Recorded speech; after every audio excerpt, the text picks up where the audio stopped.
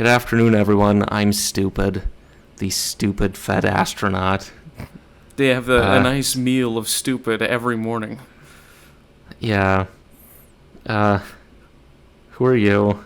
I am the very intelligent and not mistake-making face of sarcasm. So welcome to a week late, because I will tell you this. So I'm on a new computer, which means I had to reinstall everything, all of my horrible things, and I had to reinstall OBS, and I had to make all the settings, and I forgot to change one setting in my recordings. This records this, used to, in .mkv format.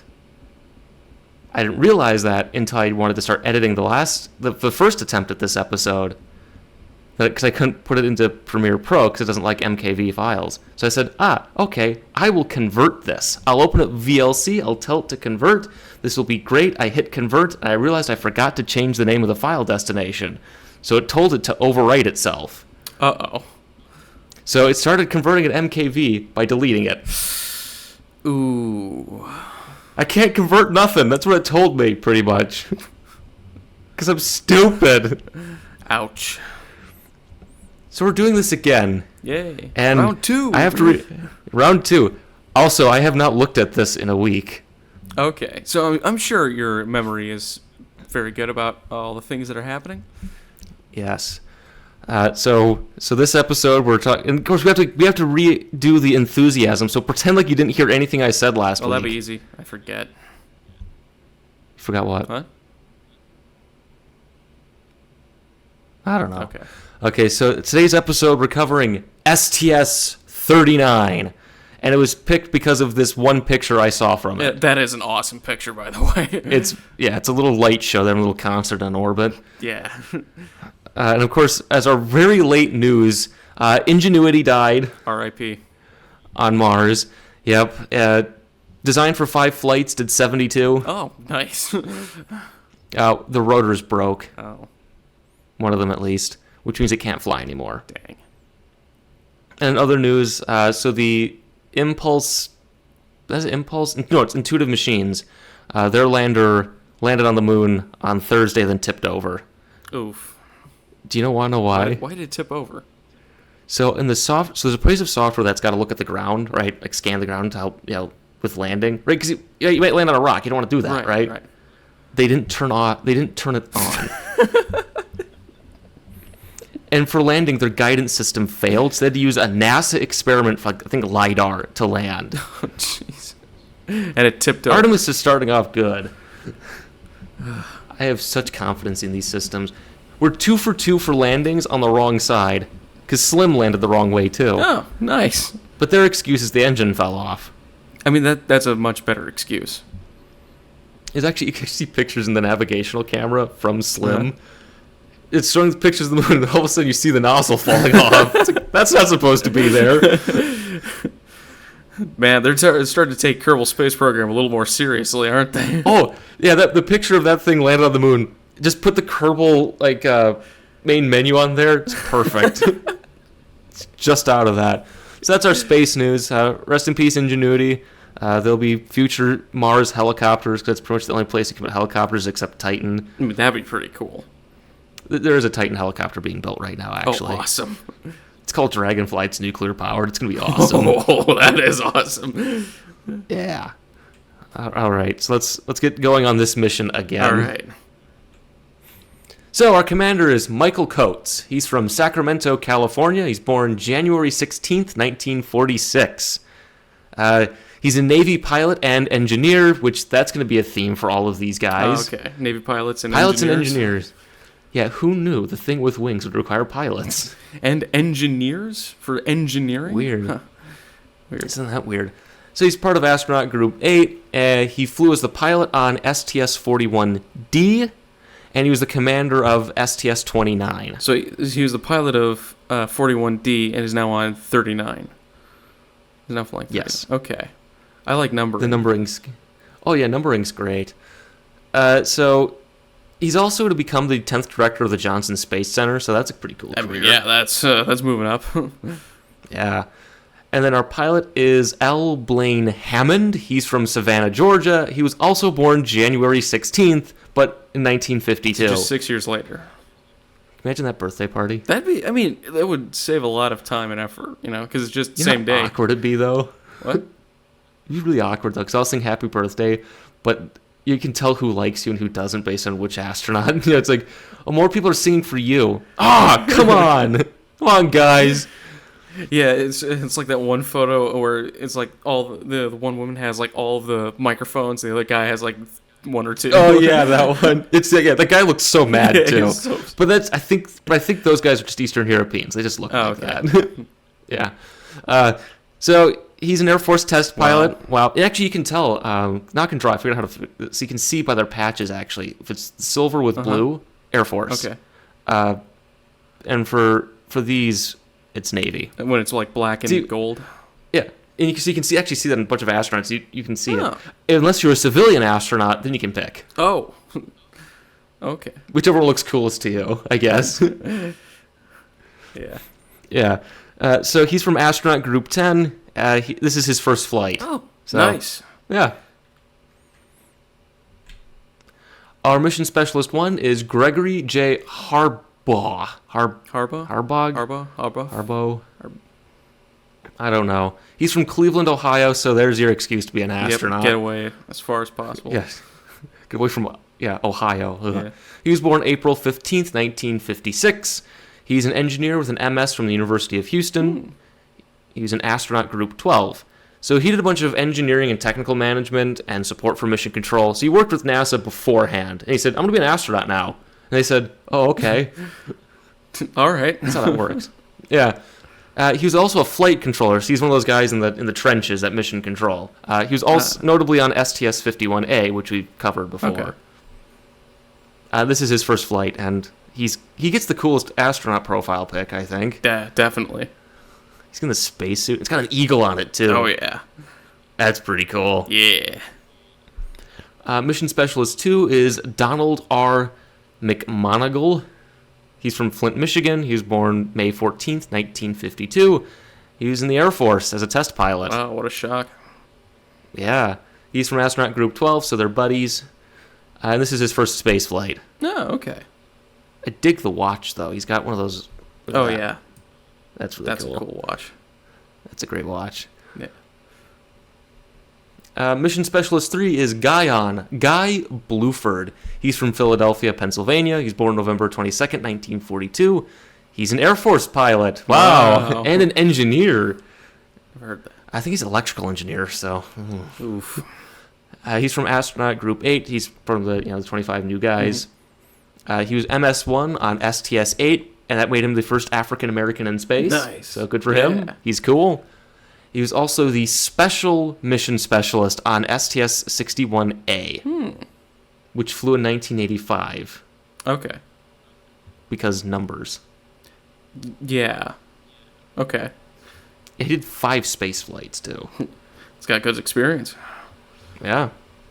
Mission Specialist 4 is Charles L. Veach. He's from Chicago. He was born September 18th, 1944. And he actually died in October 1995. Oh. I think it was cancer or a stroke. Oof. And this mission's early 1991, so he's pretty close. Oh. Yeah. Well, he got to fly in space, though. Yeah, that's worth it. That's pretty cool. He's an Air Force pilot and engineer. Oh, wow. How special. Yep. Yeah, he's from astronaut group 10. This is his first flight, but he worked as a research pilot at NASA. Notably, he was an instructor on the shuttle training aircraft, which is a Gulfstream II business jet. Oh. Apparently with some modification it flies like a brick, like the space shuttle. Just pour a bunch of concrete into the fuselage? Like, what does that look like? They just alter the flight. So it's very close aerodynamically and handling-wise to the shuttle, apparently, without the engines running, of course. Okay. So you fly on that, so it gives you some experience. Right? Because it's the thing where, hey, I'm at the yoke, right? And I want to turn and bank. How does that feel, right? Okay. Well, they don't let you do that with the space shuttle because it's big and heavy, and it's really hard to make fly. Yeah.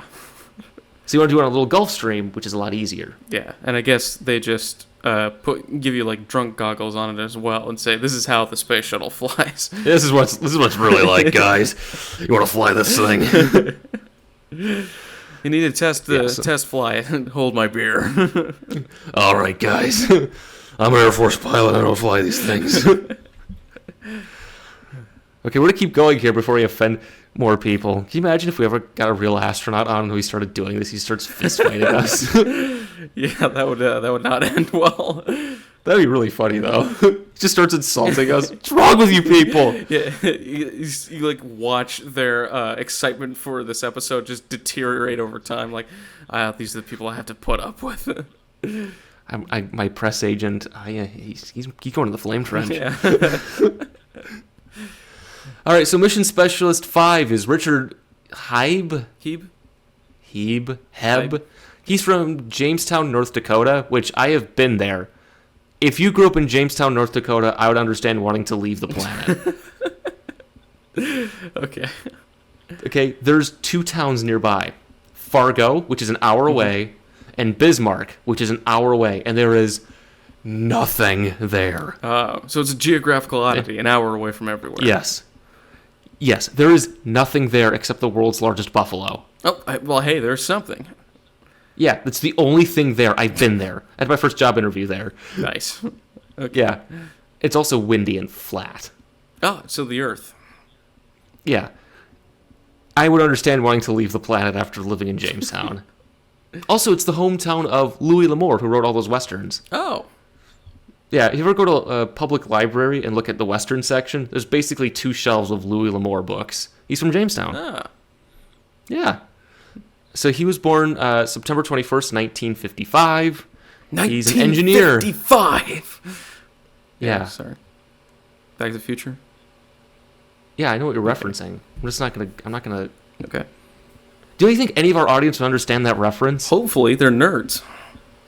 Yeah, but they're also nerds who were born in the last 20 years, statistically. And? Some of these people are uncultured. Oh, well, that's their problem then. If you want to get cultured kids, young people, the utes, if you will, watch Back to the Future. Yeah, really watch any sci-fi movie from the 80s. There are a lot of good ones. There's Blade Runner. Ooh, that's a good one. Oh, yeah. Aliens. Yeah. That's Terminator. a good one. That's. Oh, yeah. Blade Runner. You already said Blade Runner.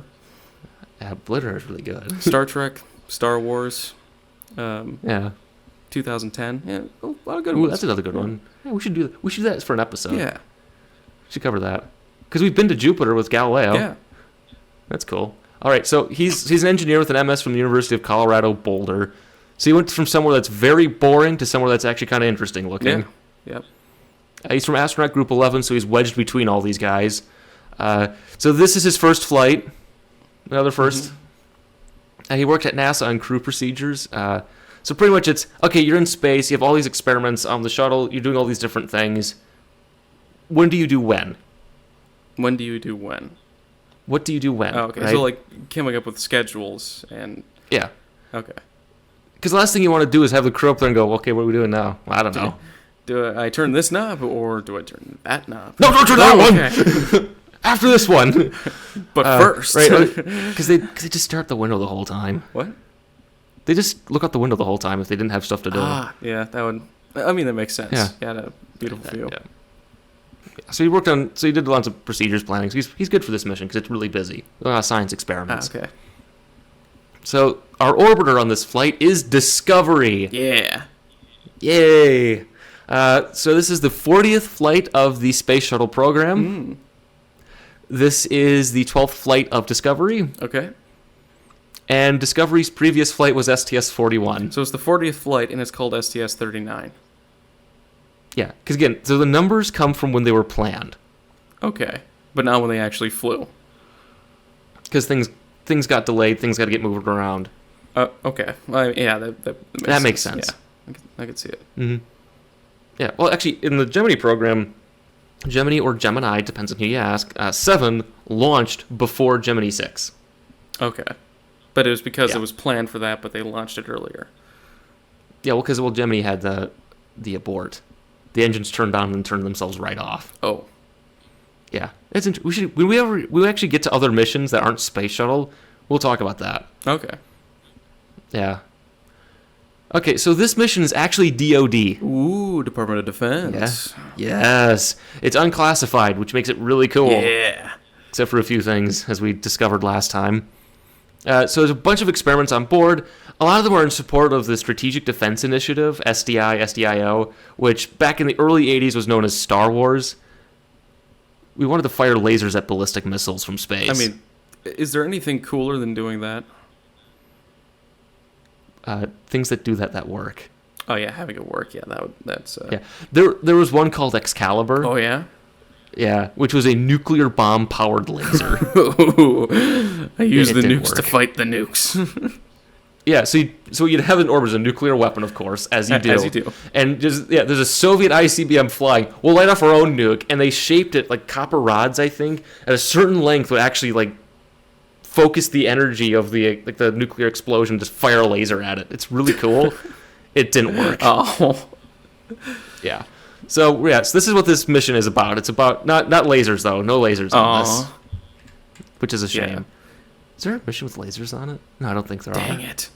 I know that. No, those are all the classified DoD missions that we can't talk about. Yeah. We have to do an episode on those, by the way, at some point. Yeah, probably. That'd be fun. Could be some lasers on there. Nuclear powered lasers. Well, we'd never know. Well, you can't put nuclear bombs in space. That's against the 3Ds, apparently. Yeah. So this is a crew photo, which I think is really fun. They're all all dressed like a basketball team. That's nice. And I think back there, that's a basic orbital mechanics equation. They're setting up because eccentric orbits are not circular. So how do you estimate where things are? Mm-hmm. And so I think that's what they're setting up in the background instead of basketball plays, I guess. Yeah. I mean, it's technically basketball plays if you're again a nerd. Yeah, you're shooting hoops in space. Yeah. What do you think the payload bay's for? Exactly. It's got the little basketball hoop on it like it's a suburban garage. Yeah. It's just mounted above the EVA, the airlock. Yeah. Someone just dunks. Yeah, they're on EVA, just boom, woo, got it. Yeah. Get back to work. Get back to work. Okay, so here's what's on board the spacecraft. So you got 3 big pallets here. You got STP-1. Mm-hmm. You have IBSS, which I never actually got that spelled out here. It's the infrared something sensor. Okay. Here. And then we have a Air Force pallet 675 in the very back. Makes sense. And you have some gas cans up here. Oh, yeah. This is CRO. This is critical ionization velocity, CIV. Okay. Yeah. Well, it could be Tom Servo, I guess, if you want to go that route. Yeah, we could go that route, but we're not going to. No. So what's on AFP 675? There's 5 basic DoD experiments on this thing. Okay. And all the experiments have a very similar theme to them. Earth's atmosphere. Okay. Yep.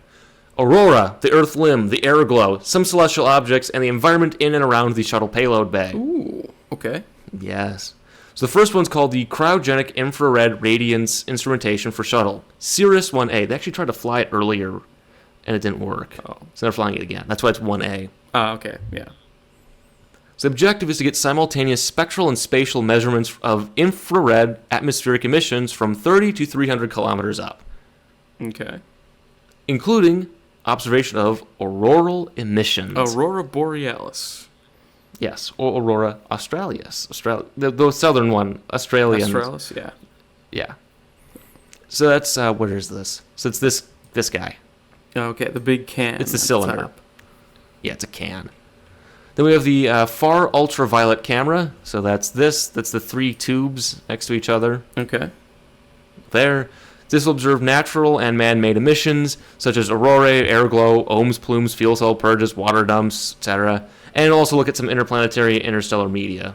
What is that, like interdimensional cable or something? Or yeah. Looking at what are the aliens? What are the aliens looking at? Yeah, what are the Martians watching tonight? That's boring. Yeah, so it's gonna look at it's ultraviolet. It's an ultraviolet camera, so it's gonna look at ultraviolet things. Okay. So you have the Horizon Ultraviolet program. Hup. So that's this back here. More ultraviolet stuff. Cool. Yep. Measure atmospheric radiance as a function of tangent altitude or attitude. Altitude? Makes it maybe you spelled altitude. Yeah, but it could also be... Yeah, that's probably that then. So I was copying this from the media press kit, so I'm going to assume it's that. Okay. So it's making horizon limb profiles, which can be used for missile detection. That's the big theme of this episode. Detecting missiles and then firing a nuclear-powered laser at them. No, that's not...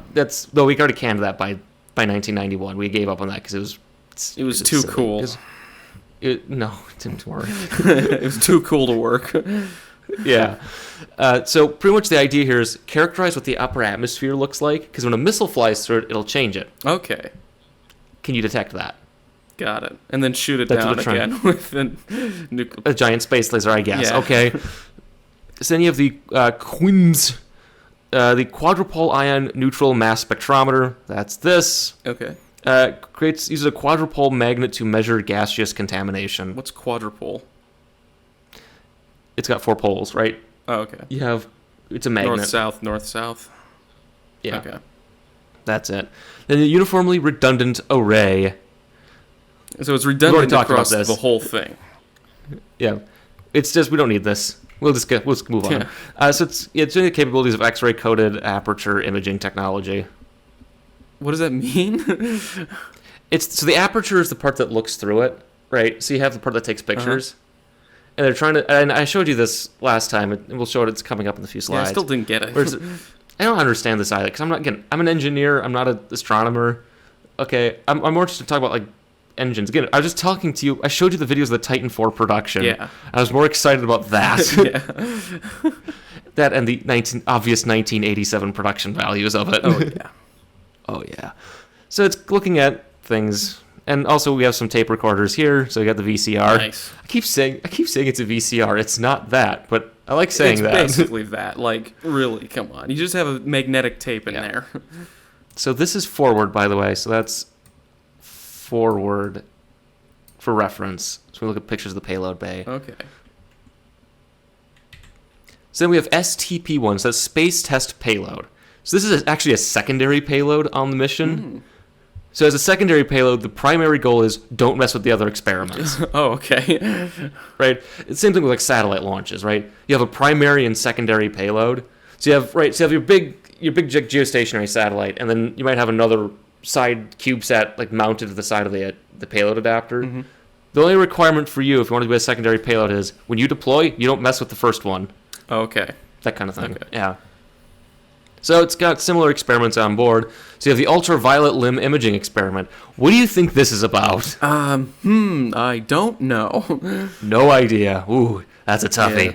Yeah. Are they looking for missiles? Maybe. With a spectrometer, though, with a 2D detector, that's pretty cool. That is pretty cool. That is. So this is the one, the next one, Advanced Liquid Feed Experiment. I actually like this one because I'm interested in propellant transfer.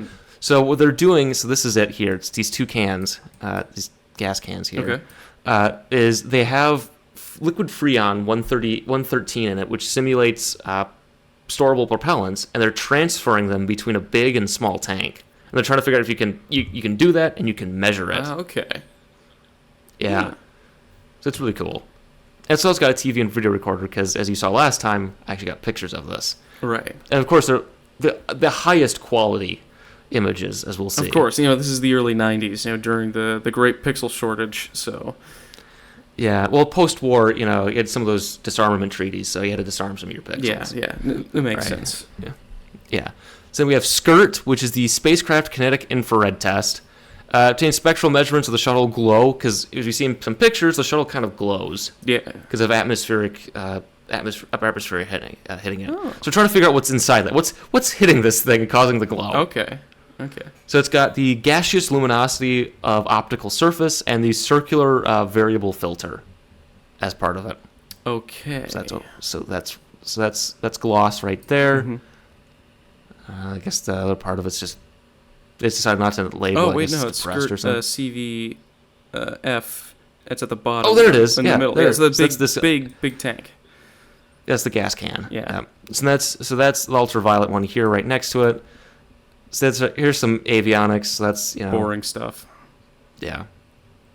So then you have the Ascent Particle Monitor, APM, which is this. It's a dust counter. Yeah. Yay! Woo! So So pretty much there's dust inside the payload bay. They want to figure out what it does during launch so it doesn't damage equipment. Oh, okay.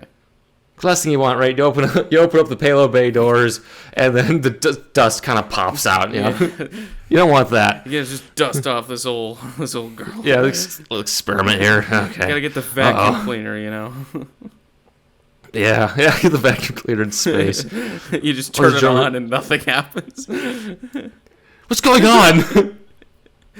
So then this guy here, this box is the data system experiment. That evaluates the Milvax computer with an erasable optical disc. It's got a CD on it. Wow, this cutting edge technology. Yeah, we're going from VHS to wait, maybe it's a laser disc. It'll work. The laser disc. And I said this last time, an upcoming shuttle mission we're going to cover, one of the gas cans actually put floppy disks in space to see what the space radiation would do to them. Ooh. It's really interesting. Is it like a microwave? Well, we'll talk about it. Oh, okay. Yeah.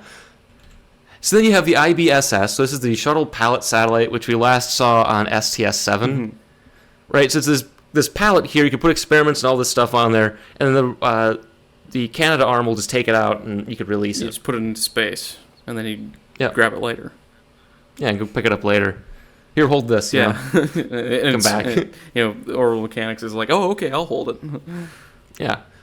So this one's got a cryogenically cooled infrared radiometer and spectrometer. So that's this thing, right? It's a cryostat. So they have liquid helium in there, and it cools the infrared because infrared, of course, is what we use to see heat. Right.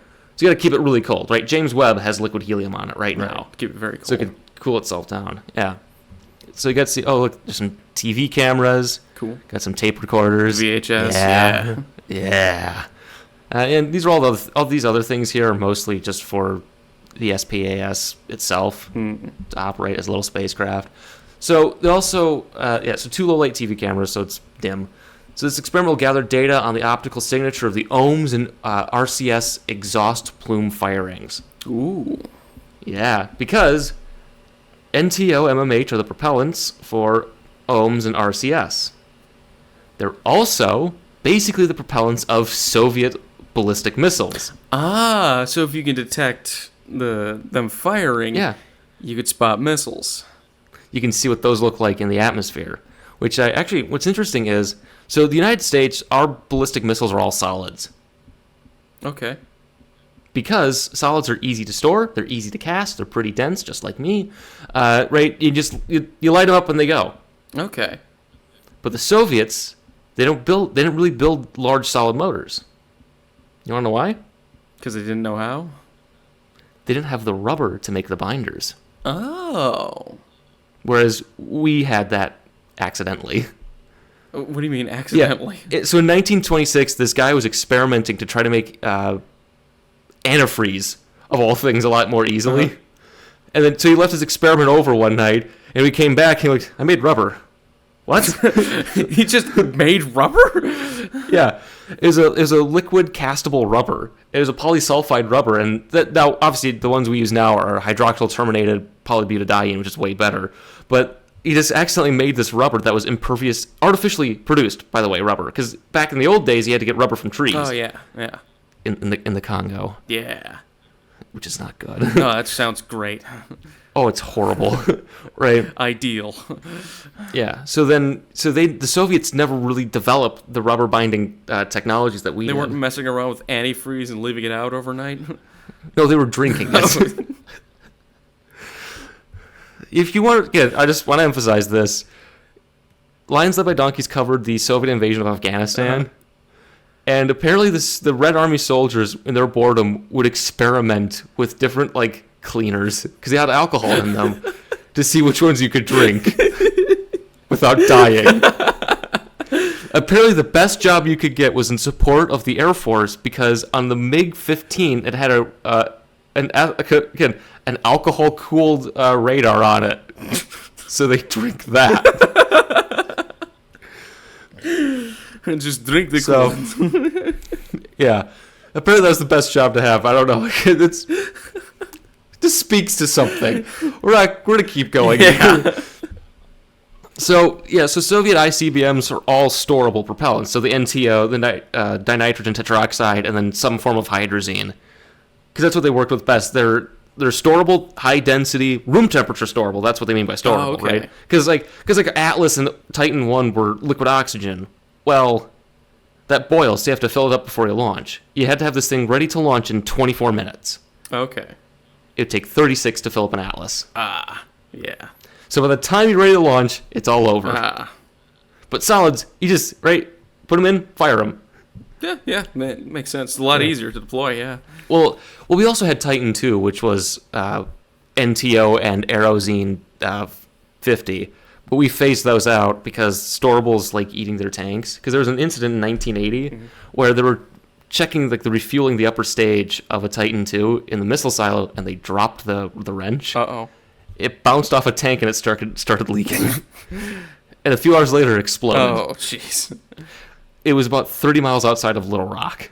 Oh. In Arkansas. There's a good documentary on that, but we gotta keep going back to the focus of this. Yeah.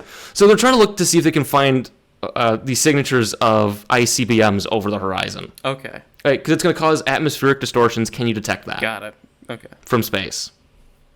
So this is going to do is going to release it, they're going to fire the ohms, going to fire these, and it's going to watch that. And I showed you the video of this. It's really cool. Oh, yeah, it's really cool. It's very awesome. Yeah. Isn't there also another like Arizona experiment on here? Oh yeah, so it's got the Arizona imager and spectrograph, because I guess I want to take pictures of Arizona. That's what's obviously going on there. Why would you want to do that? It's not very interesting. Well, that's true. Yeah, you've been there. Arizona built it. That's the ASE built it. Oh, Yeah. okay. ASU does a lot of good planetary science, actually. Yeah, because from what I remember, looking at the the planetary science building, looking in there, I saw like they were developing the Psyche. Psyche. Yeah, Psyche. That's going to explore an asteroid. Yeah, it's going to 16 Psyche, which is made of metal. Yeah. So they're taking a good look at that, and so like they had mock-ups and all that fun stuff. Oh yeah, I saw that. Yeah. You showed me around. Yeah, exactly. So they're to deploy this up to 20 kilometers or about 12 miles away from the shuttle, so we can characterize it. Okay. So the next experiment is critical ionization velocity. Mm-hmm.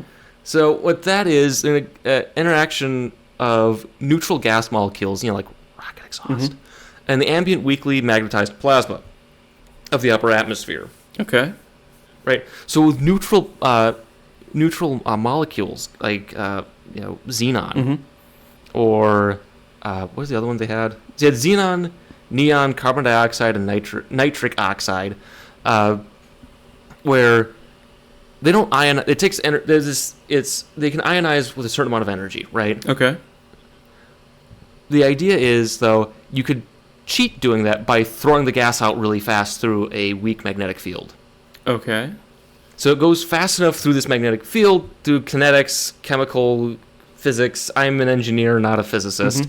And it'll actually ionize itself through the high velocity through a magnetic field. Oh, okay. It's also to characterize rocket exhaust. Well, yeah, obviously that's what the whole mission is, I guess. Yeah. And so they'll be released at different angles to orbital velocity. We talked about that. Again, the last time we did this. Yeah. Yeah. So this is a diagram of critical ionization velocity experiments. You got these jars of nitric oxide, xenon, neon, CO2, and these cool sprayers, which is so cool. They do look really cool, yeah. This is such a cool looking experiment. It is. And so over here we got the radiometer and the Langmuir probe for the electrical, plasma ion stuff. Okay. I am not an electrical engineer. So things happen, and then other things happen. It can measure the electric fields. Okay. We saw a Langmuir probe on STS-39F. Okay. So here's also what the experiment looks like. So we're going to release the gas,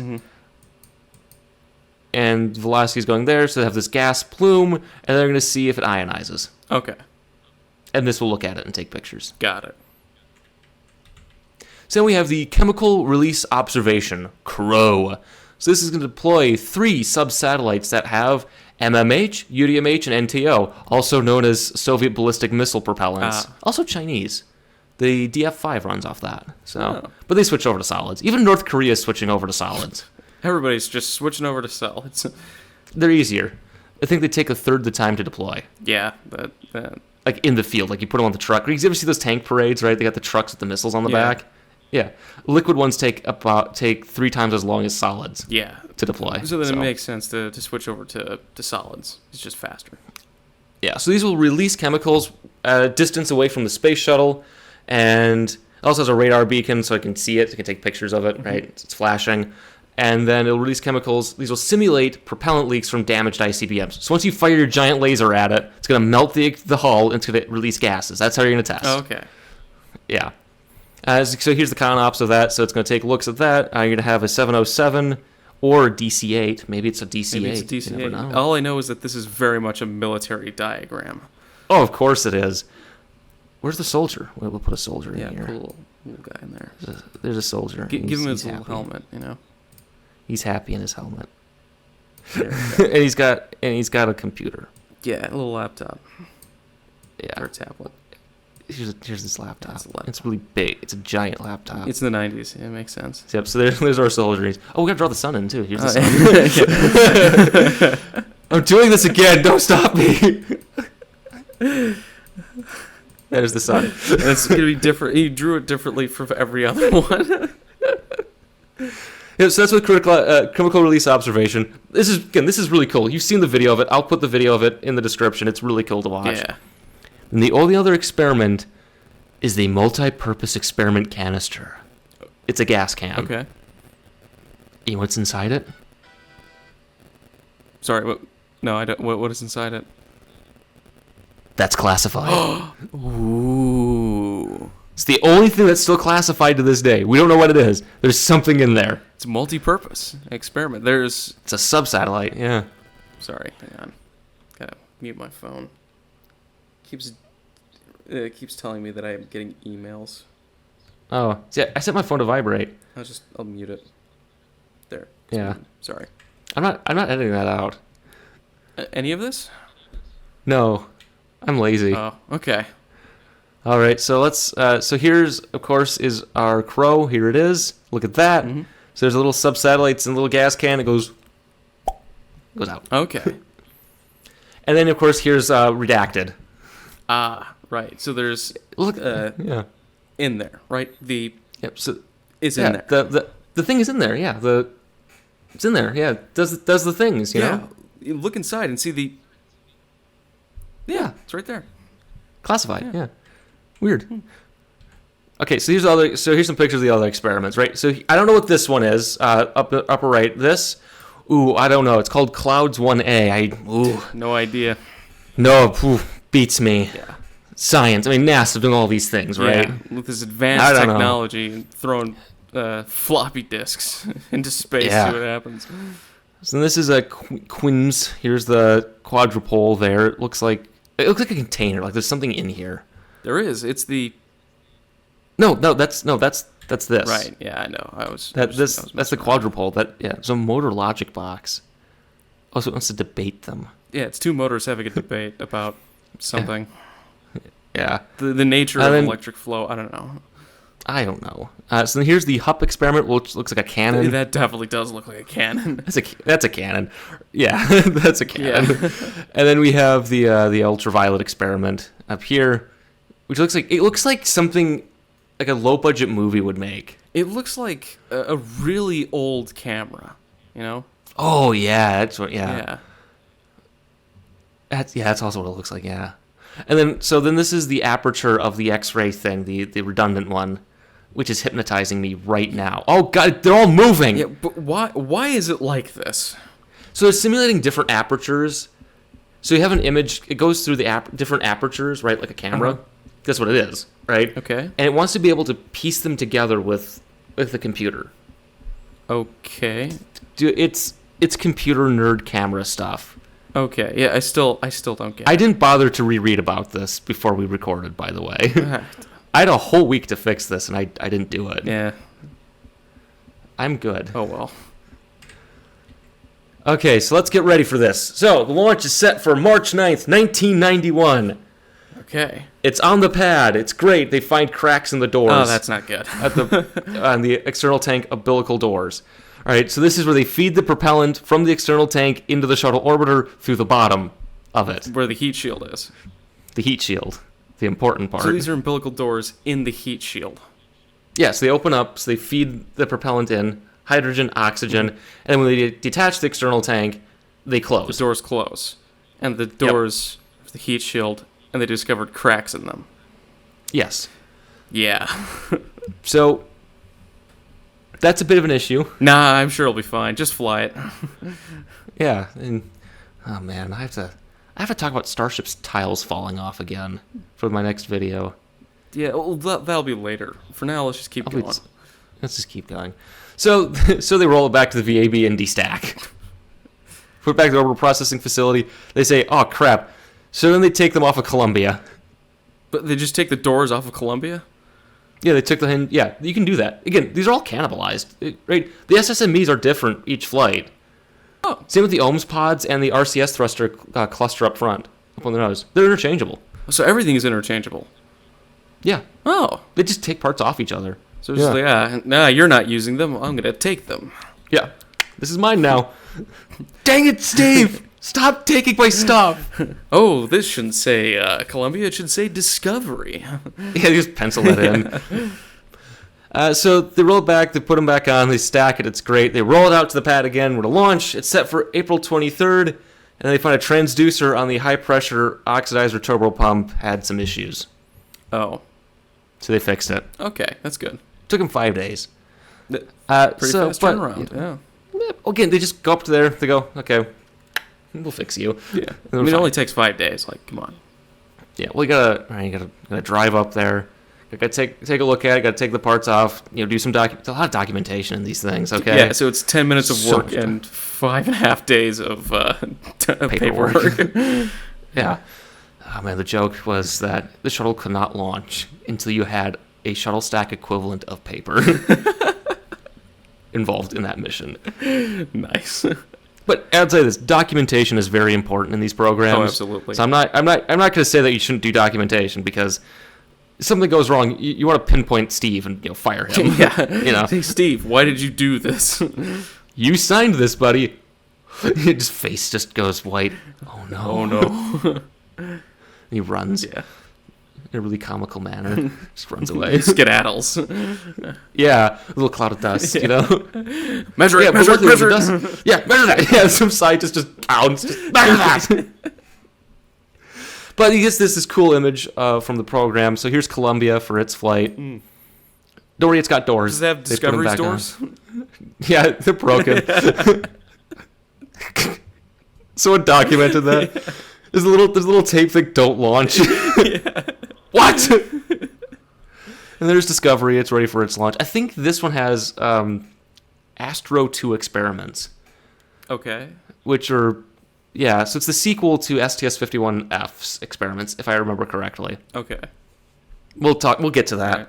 So launch is at 7:33 in the morning Eastern Daylight Time. Ugh. Which... I mean, that's about when I get into work. Yeah, but the thing is, they're on the shuttle, I think, 2.5 hours before flight. Oh, it's more like airport timing. Yeah. And also, since this mission has so many experiments, there's red and blue teams. Mm-hmm. One of the teams, to get the sleep cycles right, was put in a room for 24 hours under intense fluorescent lights. So they would not react to the outside light. So, we're just going to torture some of our astronauts real quick and then throw them in. Yeah. Hey, you like this, guys? Yeah. No. Tough. For your astronaut questionnaire, you like fluorescent lights? I thought you were joking. Yeah, I thought you were joking, so I wrote yes. I didn't realize you were serious about that. Yeah. So here's the doors. So there they are on the bottom of the orbiter. Right? There they are. So because they feed directly into the SSMEs, which are back here. Ah, right. The steam engines that we saw in Armageddon. Yeah, they're... Yeah, so you just hit it with a wrench. Yeah, just hit it with a wrench. Why didn't you think of that? Gosh. Yeah, so here they are. They're open. They got the stuff in there, and then they close. There's actually cameras in there. There's actually pictures you can see of them detaching, the external tank detaching at the doors. That was bad. you can see just pictures of it in some of these mission photos you can look at, which is really cool. All I can think of is looking at this is, what are these doors, you know, from the... Oh, yeah, for October. Another good 80s. No, that movie was made in 1990. But it takes place in the 80s, so... It takes place in 1982. Yeah, so... That's a... There you go. It counts. It's a really good movie. Yeah, that's good. So this is a picture of the launch. Look at that. That's a cool picture. Yeah. Shuttle launchers are so cool. Looks so good. So this is put into a 263 by 248 or 163 by 154 mile orbit at 51 degrees inclination. So it's really inclined. Why does it say 57? I said 57. You said 51. Didn't? Well, I'm stupid. I can't read. Okay. Okay. I'm studying for. I have a midterm on Wednesday. I've been studying for that. Okay. Sort of. Are you gonna mess up the numbers on that? I don't know. I'm going to spell everything wrong. Oh, okay. Good. I'm going to spell everything wrong. So the mission timeline, so it's a 9-day mission. It's actually 8, but mission day 1, mission day 2. Right. You can see where they're going here. The most important thing here is on day 4. So they're doing all these observations, the ohms.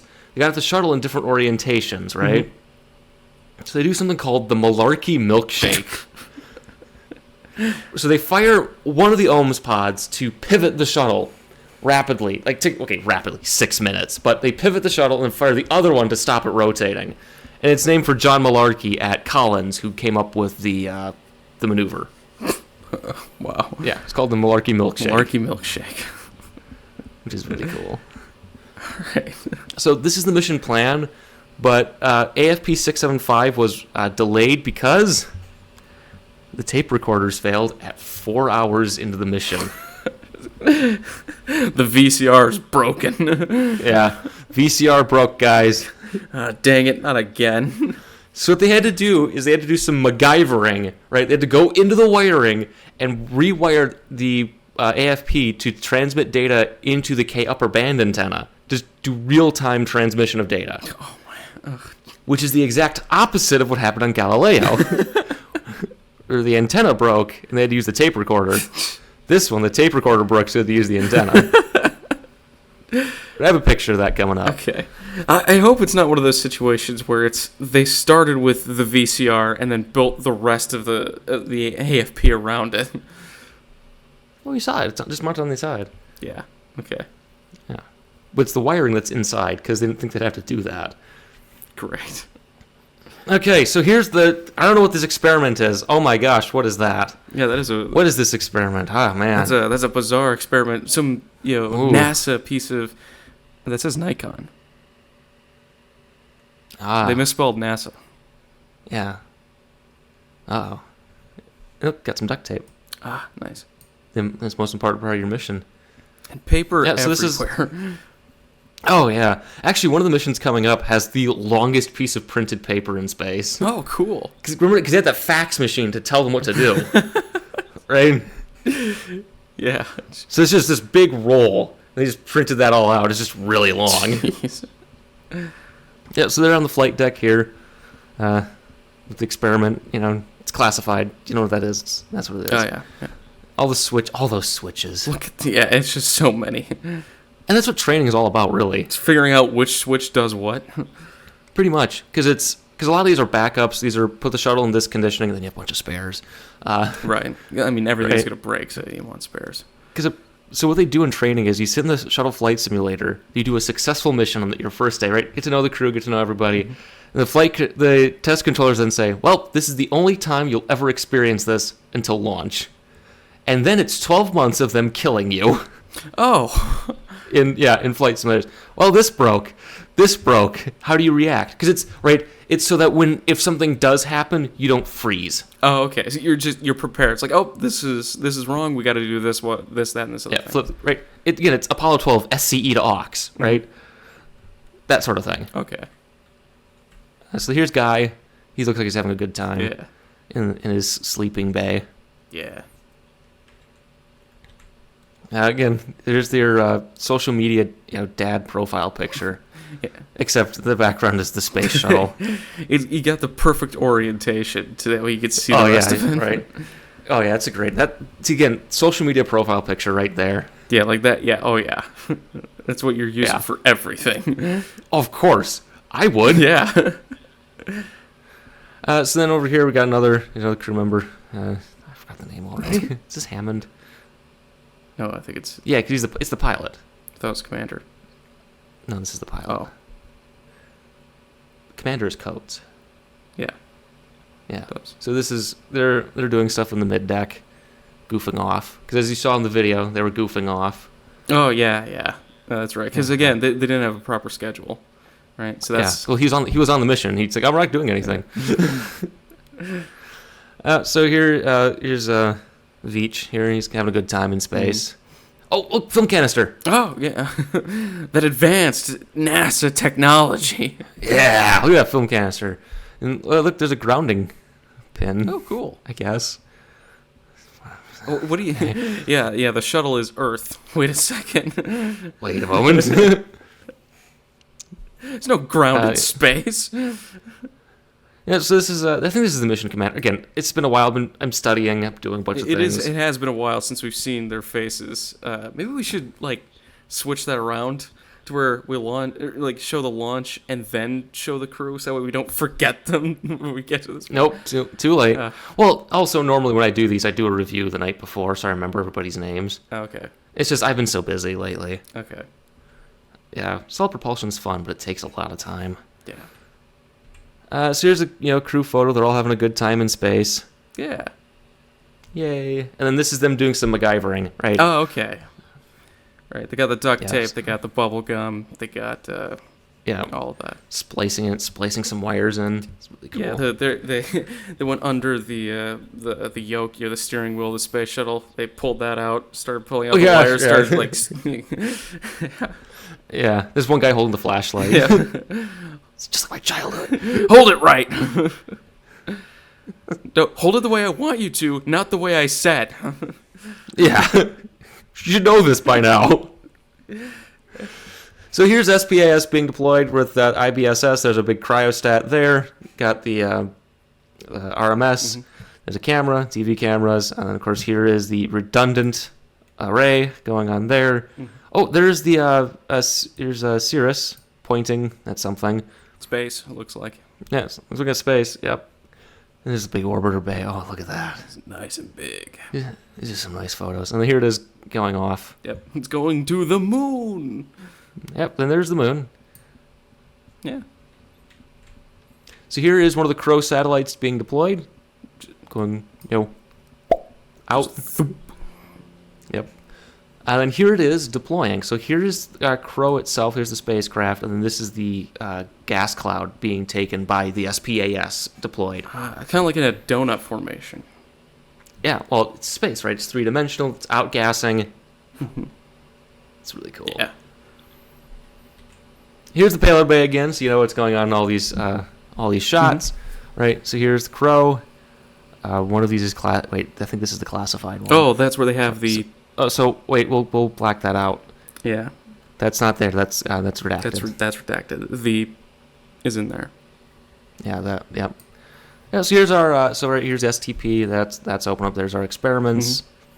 There's and there's of course the critical ionization velocity. There's the Langmuir probe right there. Ah, okay, yeah. It is just put in there like that. Okay. It looks like a cane. Oh yeah, I can see that. It looks like a cane. It does look like a stick. Yeah, or a walking stick maybe. I don't know. Or a scepter. Yeah. Maybe. Yeah. I don't know. So there's critical ionization velocity. So here is the shuttle glow. Right there, the orange, which is really cool. Obviously, here's our science experiments, and here's the sun. It's pretty bright. Yep, there it is. Got the smiley. And then here's ohms and the RCS firing the plumes. Ah, okay. Yep. Look, that's so cool. That is. That's so cool. You can see the air glow here. Yeah, yeah. That's so cool. And the reason it looks kind of fuzzy is because it's being taken from the flight deck. Through the window. Yeah, so it's not naturally that hazy around the shuttle. I mean, that dust counter, they open up, the dust comes out, but we're putting it to work. Yeah. Yeah, they're doing it ready for the laser light show, Ah, yeah, the nuclear-powered laser light show. Oh, jeez. I shouldn't have said that. I should not have said that. See, of course, here's a better shot of critical ionization velocity. Looks like mason jars. Yeah. doesn't it? Yeah. So it's like an artisanal critical ionization velocity. You bought these at some place in Portland by someone who's obviously really annoying. Yes. Yeah. Yeah. And then here it is, goes. This is the nitric oxide being emitted Nice. in the light show. It's the only one you could actually see being emitted. Oh, okay. The rest you couldn't see, Dang. which is a shame. Yeah, that's a shame. You know what this also looks like? Hmm. Like a big lever you'd see on like some big contraption, you know? Ah, yeah. Like pull the lever, right? You got steam coming out. Yeah. You pull the lever and steam comes out. Like that's how it works. Yeah. It's NASA technology. It's NASA technology. So then here is the shuttle glow, of course, and then that is the air glow. So that's the Of the planet. That's the atmosphere. Okay. Yeah. It's the planet's air glow. So I think the green is oxygen, What's the orange? not oxygen. Oh, well, the orange around the shuttle? No. The atmosphere under the green. That's a good question. I think it might be argon. Okay. Because it's nitrogen, oxygen. I think argon is the third or fourth most abundant element in the atmosphere. Okay. Yeah. Then for what's hitting the space shuttle is oxygen, and it's ionizing. And so it's glowing orange. Yeah, I think that's what it is. Okay. And this is an aurora. Ooh, a little blurry. Bit blurry. Well, I'd be excited too. Like, oh my gosh, look at this! Yeah. Way cooler to watch it happen. Yeah, it's so cool. It's a good mission to fly on. Yeah. Could you imagine seeing that in real life? That would. It doesn't. that would- This is. I'll tell you this. It's a bit more enhanced from through cameras. It's not as cool looking in real life, Really? but it's still. Yeah, cameras enhance these things. Oh. You ever see those big pictures of like aurora, in like Norway or Sweden, right? You ever see those? Yeah, the picture looks a lot better than it does in real life. You can still see them; they're still pretty cool, but not as cool as this. Oh, okay. It's a camera like visual enhancement or something like that. I don't. I'm not a camera. Again, I'm an engineer. I would put a rocket in there. We could launch the rocket. camera. I don't know if we could do anything with the camera. Yes, that's a pretty cool picture though. It's so cool. Yeah. And then here's the thumbnail image. Well, yeah, we have a new thumbnail. We're trying that out Yeah. for this flight. Yeah, so again, here's I think this is ohms firing. You got the air glow, and then you got the aurora. Yeah, the aurora. This looks so cool. Aurora borealis. This time of I year. think- This time of I think this is actually aurora australis. Oh. This is the southern hemisphere. Yeah, Okay. I think that's what this is. Yeah, this is so. Again, I picked this mission because it looked So pretty. you should have flipped the image over then for it to be correct. Oh, that's true. Yeah. Well, I guess we'll have to do this again. Yep. We'll record. Yep. Well, thanks for watching, everyone. Thank you. Yep. Okay, so this is the end of the mission, right? So it lands at Kennedy Space Center due to unfavorable weather at Edwards Air Force Base. Oh. They were going to land at Edwards, but they decided to go to Kennedy. Usually it's the other way around. They wanted to land at Kennedy, but instead they landed at Edwards because of the weather. Okay. It's weird. That is weird. So it lands at 1:55 p.m. Eastern on May 6, 1991. So it does 134 orbits, and it spends 8 days, 7 hours, 22 minutes, and 23 seconds in space. Okay. So I think it's decently length mission. And this is one picture taken by the low light TV camera. Ah, okay. And I asked you what this was last time. Do you remember? Yeah, it's oil fields are burning. Yeah, that's Kuwait. Yeah. So so just for historical context for everybody, this is the Gulf War, Desert Storm. Because this is May of 1991. Yeah, so that's Saddam burning the oil fields, Yeah. which is a weird thing to put into context. I mean, it's good to bring us back down to Earth to kind of see what's going on in real life, not in space. Yeah. Tie us back to things. Mm-hmm. So here's some of the results. Now, I'll admit I'm busy, so I didn't get all the results I wanted to. I didn't do as much as I wanted, so we kind of scant on details, but again, I looked at the pretty pictures. Yeah. Pictures are great. I also discovered that some of these results are actually classified, or at least were classified in 1992. So you could have just said that instead of saying, "Oh, I'm busy." It's like, no, most of the results are classified. That's why I couldn't get any. Oh, yeah. Okay. So these are all classified. Every day, have a nice day, everybody. Okay. So one of the papers I looked at that talks about the pressures measured by the IBSS, I guess. So the ionization velocity gas release data, I actually did get that. How fast did the gases go out? Mm-hmm. So nitric oxide, 7.7 kilometers a second. So orbital velocity. Yep. Xenon, 4.2. Loser. Slow. It's taking its own sweet time. Dumb. Neon went out at 14.4 kilometers a second, so it just did not want to be there. Just out. Go! It saw Ohio and left. Yeah. What are you from Ohio? Oh, gosh. I'd rather go to Jamestown. Oh, no! It's like, nope, gotta get away from here. Nope, out. I'm out. Yeah, because that's interplanetary velocity, right? That's escape velocity, right? Yeah, so that's actually what happens, too, is, like, you release a helium balloon, right? At some point, it'll burst. Yeah. Or the helium will just leach out through the, because it's rubber, right? It'll go up and out of the atmosphere. And then once it gets far enough out, the solar wind just pushes it out. Nice. So it just goes away forever. Bye, forever. Yeah. Just for reference, if you want to do that kind of stuff. Yeah. So did they achieve critical ionization velocity? That's a good question. Sort of. They may have. May have. 3 of the 4 gases might have done it. I'm going to bet neon did it, since it's just cooking. But they did not clearly induce the critical ionization velocity mechanism. Okay. So they might not have actually done that. Okay. So the measuring the pressures in the payload bay, higher pressure than the rest of space, obviously, but then it did actually decrease over time. Okay, so there was higher pressure around the space shuttle, and then it just slowly bled out. Yeah. We got to remember, it's got, like, there's atmosphere still kind of stuck to it, right? And it's outgassing a little, right? There's still some oxygen kind of bleeding out through the hull, because it's, gases and things like that. You have material science and molecules and all that fun stuff. Yeah. I'm an engineer, not a molecular scientist, okay? Okay. So it did notice the pressure changes from RCS and OMS firings, which was dependent on the orientation of the shuttle. Okay. Which that kind of makes sense, right? It's outgassing. You can detect the higher amount of gases coming through. That's pressure. Mm-hmm. It just depends on where you are. Okay. So this is Alfie, the liquid feed experiment, which I thought was pretty cool. As you can see in just glorious detail. Mm-hmm. So it was mostly successful. Oh. Yeah. So they had 2 tanks. There's a small tank here that has a bunch of ultrasonic sensors to detect the liquid, the amount of propellant in that tank. Oh, okay. Because how do you measure it in space, in your microgravity? Well, you have a little window cut out, right? No. Oh. I mean, you could. It's just very dangerous. The Soviets might have done something like that. Yeah. But the problem, though, is propellants, because of microgravity, would actually climb up the walls of the tanks.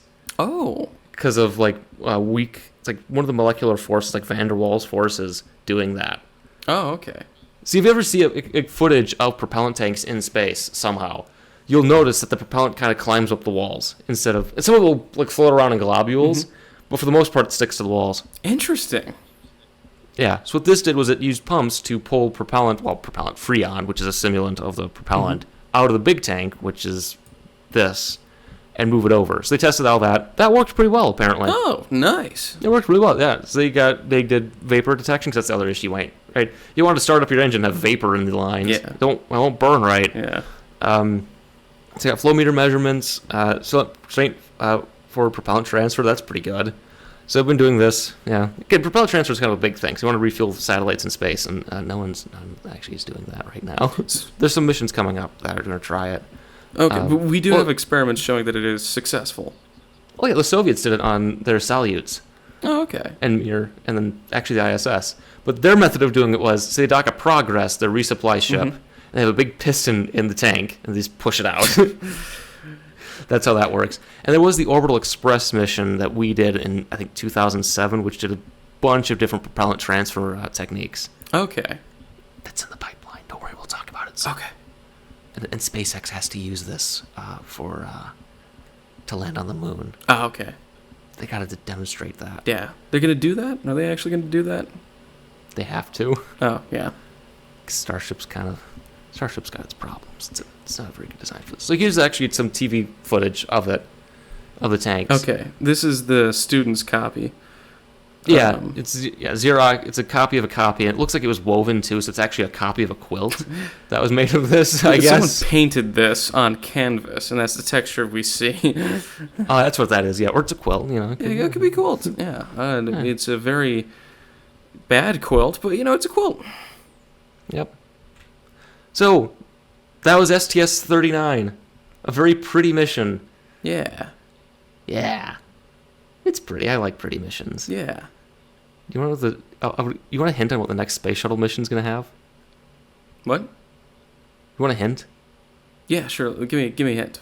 Okay, so there's two we can do: an experiment or one of the crew members. Experiment to one of the crew members? Yeah, I'll talk about. Yeah, let's give you a hint at what one of those will be.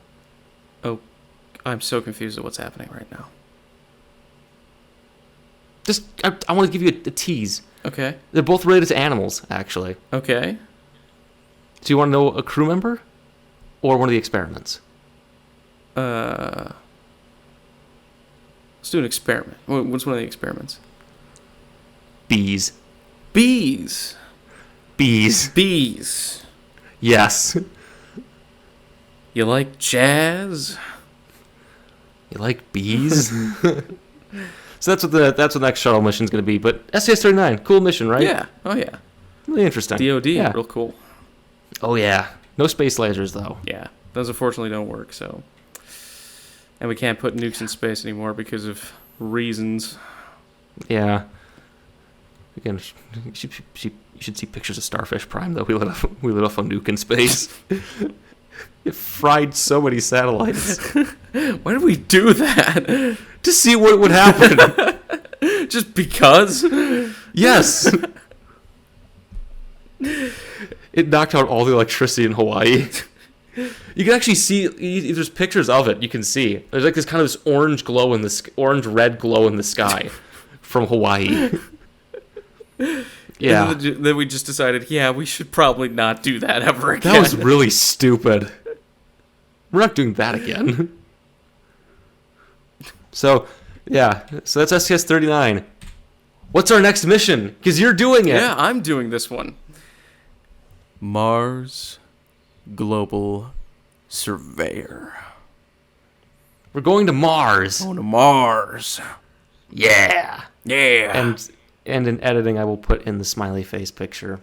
Actually, I'll make a little noise here. That's going to signify I've put it in. Doing the next episode. Yep. I'll just draw the smiley face here.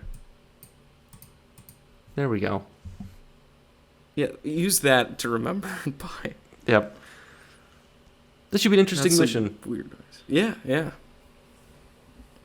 Mars. Do you know anything? Do you know much about it? I've read about this mission. Oh. Yeah, I read about them for fun. Nerd. It's one of the reasons why I wanted to do this, so I could talk about them. Incredible. Mm-hmm. Well, then you get to rate how well I've done my research for it. Okay. Cool. Again, my job is to tell people they're wrong, so get ready for that. Cool. Remember, I'll be looking for spelling mistakes. Well, thank you everybody for watching and listening. This has been End of Mission.